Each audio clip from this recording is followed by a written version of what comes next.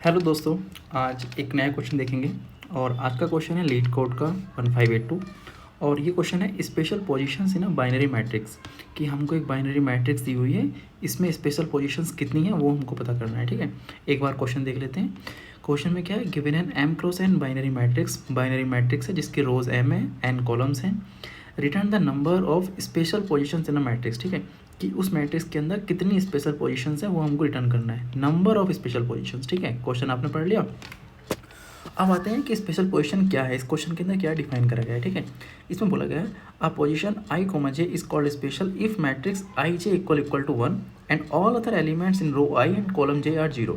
मतलब ऐसा कोई भी एक मैट्रिक्स की एक इंडेक्स जो आई कोमा जे को डिनोट करती है, आई कोमा जे की एक ऐसी इंडेक्स जहाँ की वैल्यू 1 है बट उस पूरी रो के अंदर सिर्फ एक ही 1 है, मतलब कि उस पोजीशन पे, और सारे एलिमेंट्स जो है उसके अंदर वो 0 0 0 हैं। और उसी तरीके से उस वाले कॉलम के अंदर सिर्फ वहीं पर 1 है और सब जगह 0 0 0 0 है। ठीक है, समझ गया। If matrix i j equal to 0 and all other elements, उसके अंदर सारे एलिमेंट्स रो आई के अंदर और कॉलम जे के अंदर सब 0 है। ठीक है, चलो ये पहला एग्जाम्पल देखते हैं। इसके अंदर देखो, ये एक मैट्रिक्स दी हुई है हमको। इसके अंदर अगर आप देखोगे ध्यान से तो यहाँ पर 1 दिया हुआ है। ठीक है, इसके अंदर इस वाली रो के अंदर ये 0 है, ये 0 है। मतलब कि इस वाली कंडीशन को अगर मैं चेक करता हूँ यहाँ पर आई कोमा जे को, तो ये वाली रो मुझे 0 0 दे रही है। ठीक है, बट अगर मैं इस वाले कॉलम के अंदर चेक करूँगा तो यहाँ पर मेरे को एक 1 और मिल गया। मतलब कि ये वाली जो पोजीशन है वो स्पेशल पोजीशन नहीं है। अब मैं आगे बढ़ा, यहाँ 0 है तो इसको मतलब ही नहीं बनता। फिर यहाँ पर आने के बाद यहाँ मुझे एक 1 मिलता है। अब मैंने चेक किया कि इस वाले रो के अंदर एक और सारे जो और इंडेक्स है सब में 0 0 0 है, हाँ 0 0 0 है। और इस वाले कॉलम के अंदर 0 है, हाँ 0 0 0 है, सिर्फ इस पोजीशन को छोड़कर। इसका मतलब कि ये वाली जो पोजीशन है वो मेरी स्पेशल इंडेक्स हो गई। ठीक है, तो ये वाला क्या हुआ, मेरा स्पेशल इंडेक्स हो गई। ठीक है, अब आता हूँ मैं इस वाली कंडीशन पे। ये थर्ड वाली रो है, यहाँ पर फिर मुझे 1 मिला। इसकी रो तो मुझे सेटिस्फाई कर रही है बट कॉलम सेटिस्फाई नहीं कर रही। इसका मतलब ये भी जो है स्पेशल इंडेक्स नहीं हुई है। अब आते हैं दूसरे वाले मैट्रिक्स का एग्जाम्पल। तो यहाँ पर आउटपुट कितना हो जाएगा, 1 हो जाएगा।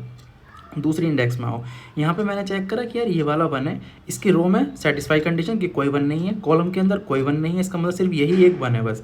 तो इसका मतलब ये जो इंडेक्स है आई कोमा जे वाली, ये मेरी सेटिस्फाई कर रही है स्पेशल पोजीशन के लिए। ठीक है, तो एक ये हो गया। अब आता है दूसरा वाला 1, सेम कंडीशन, यहाँ भी सिर्फ एक है, ये भी पास, ये आया, ये भी पास हो गया। इसका मतलब इसके अंदर 3 पोजीशन है जो कि स्पेशल इंडेक्स है। ठीक है, तो यहाँ पे मैं एक बार इसको डिनोट कर देता हूँ। ये यहाँ पे 3 पोजीशंस हैं जो कि स्पेशल पोजीशंस हैं। ठीक है, तो मैंने यहाँ पे रिटर्न कर दिया 3। तो अब इसका सॉल्यूशन कैसे करेंगे उसके ऊपर थोड़ा डिस्कस कर लेते हैं। देखो, एक तरीका तो ये हो गया कि मेरे को ऑलरेडी ये पता है कि ये मेरी मैट्रिक्स है और मैट्रिक्स के अंदर कितनी है, मेरे ये m रोज दिए हुए हैं और यहाँ तक n कॉलम है।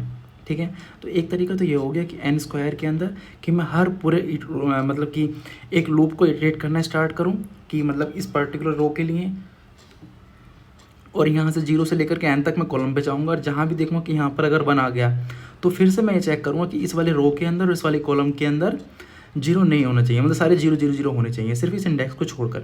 एक तरीका तो ये हो गया। ठीक है, मतलब यहाँ पर ये 1 आया। ठीक है, मैं यहाँ से इटरेट करना स्टार्ट कर रहा हूँ और जहाँ पर भी मुझे किसी इंडेक्स के ऊपर 1 मिल जाता है, किसी पोजीशन के ऊपर, तो मैं ये चेक करूँगा कि उस पर्टिकुलर आई के अंदर, उस पर्टिकुलर जे के अंदर सब 0 0 होना चाहिए सिर्फ इस वाले इंडेक्स को छोड़कर। ठीक है, अगर ऐसा कंडीशन मेरा मैच कर गया इसका मतलब वो एक स्पेशल इंडेक्स है। ठीक है, और एक जो दूसरा तरीका है जो मैं बताना चाह रहा हूँ वो ये है, एक बात ध्यान से सुनना, कि अगर ये जो मैट्रिक्स मेरे को दी हुई है, इस मैट्रिक्स के अंदर कहीं पर भी अगर 1 प्रेजेंट है, ठीक है, ये मानो ये इस तरीके से दिया हुआ है 0 1 0 0 1 0 0 1 0 एंड ये हो गया 1। ठीक है, देखो अब ध्यान से देखना कि इस वाली 1 कंडीशन के अंदर ये तो मेरा स्पेशल इंडेक्स है, मतलब कि इस वाली रो के अंदर ये सेटिस्फाई करके कॉलम वाले में ये सेटिस्फाई कर गया, मतलब कि ये वाला जो 1 है वो मेरी स्पेशल इंडेक्स है। इस वाले पोजीशन के अंदर ये सेटिस्फाई नहीं करेगा क्योंकि यहाँ पर एक 1 और आ गया, सेम यहाँ पर आएगा, यहाँ पे सेटिस्फाई नहीं करेगा, तो सिर्फ एक ही इंडेक्स यहाँ पे मेरी हो गई आउटपुट वाली।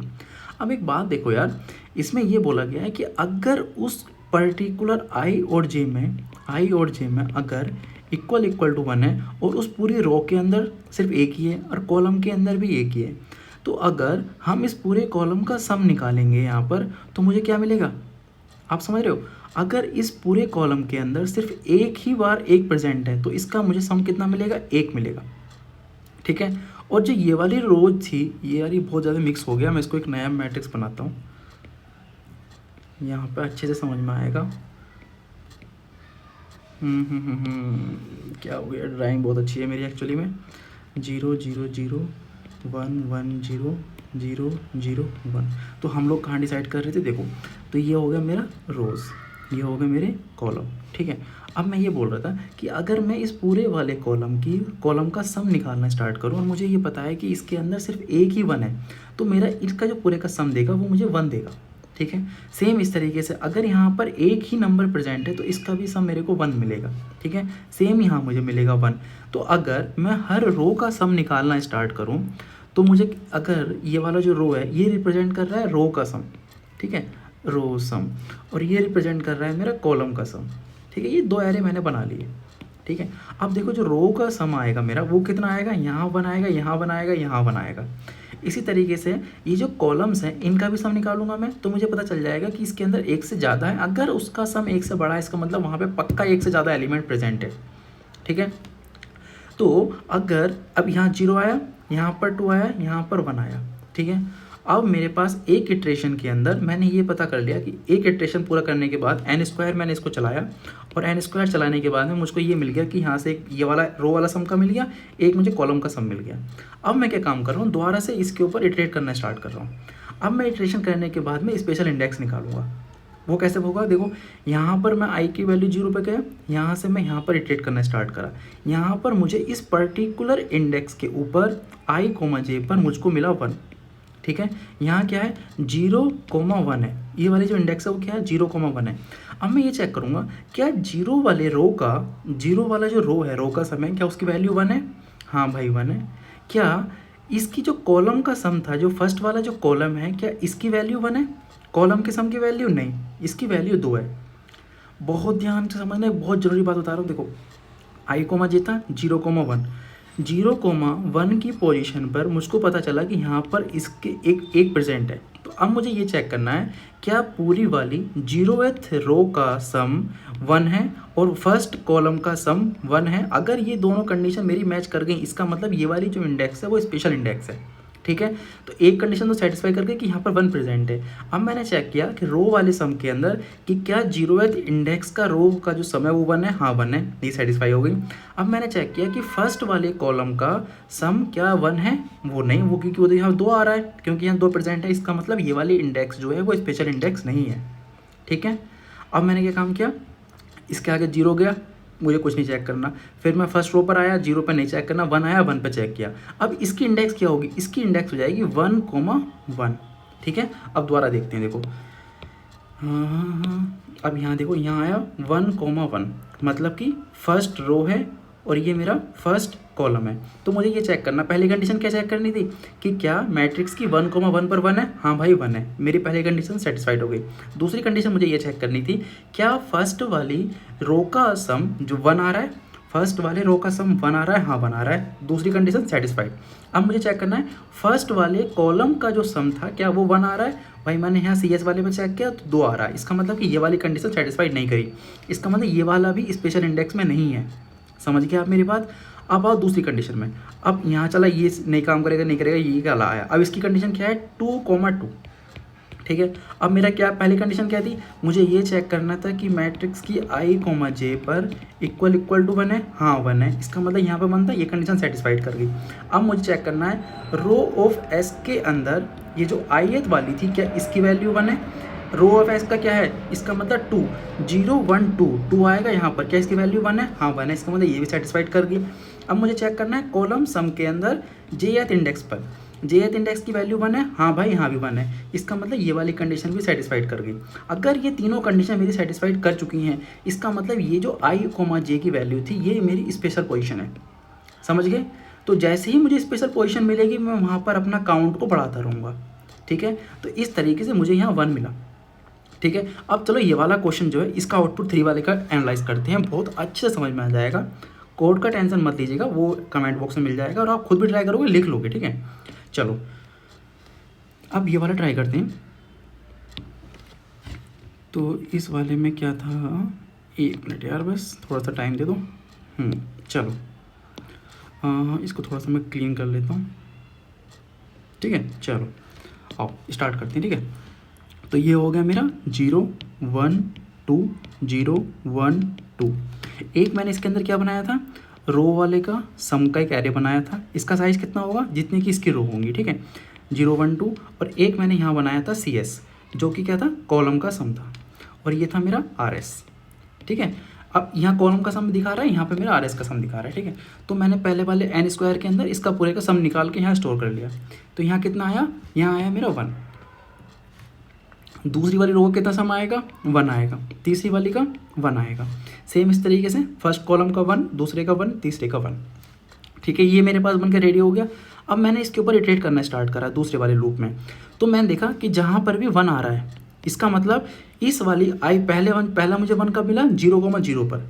मतलब कि I, J क्या था, मैट्रिक्स I, J, और I, J यहाँ पे क्या डिनोट कर रहा है, 0,0 को। तो क्या 0,0 इक्वल टू 1 है भाई, हाँ, ये वाली कंडीशन सेटिस्फाइड हो गई।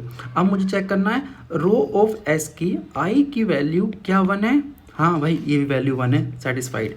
CS मतलब कि कॉलम के सम में J इंडेक्स के ऊपर क्या 1 है, हाँ 1 है, मतलब कि ये वाली कंडीशन भी सेटिस्फाइड हो गई।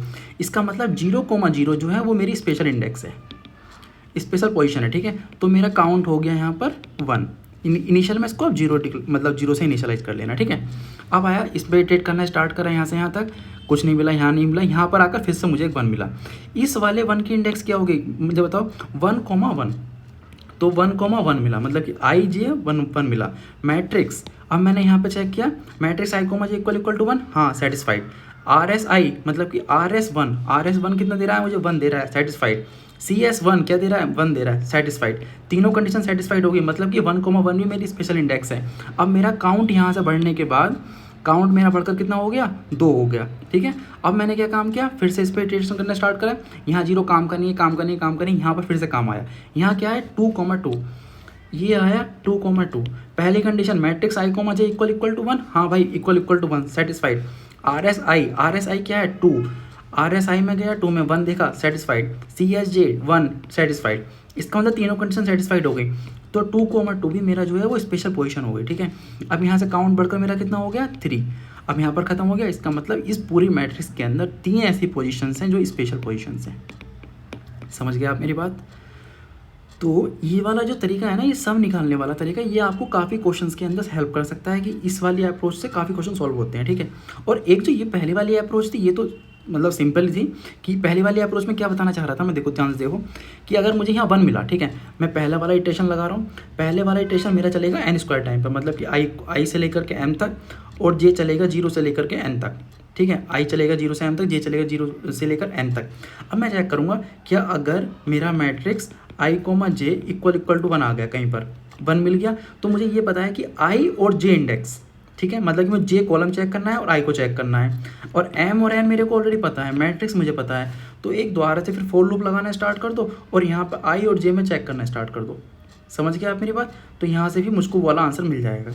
तो ये वाली अप्रोच का कोड तो बहुत सिंपल है, वो आप लिख लोगे। सिंपल ये भी है, बट ये मुझे एक नई अप्रोच लगी, इसलिए मैं इसकी वीडियो बना रहा हूँ। ये वाली अप्रोच तो शायद आप सब लोगों को पता होगी और आप सब लोग इसका कोड लिख दोगे। तो उम्मीद करता हूँ यार आपको वीडियो पसंद आई होगी, और अगर कोई भी डाउट हो तो आप मुझसे कमेंट सेक्शन में पूछना, मैं बताऊँगा। और थैंक यू सो मच, आपने मेरी वीडियो देखी है। God bless you, bye bye.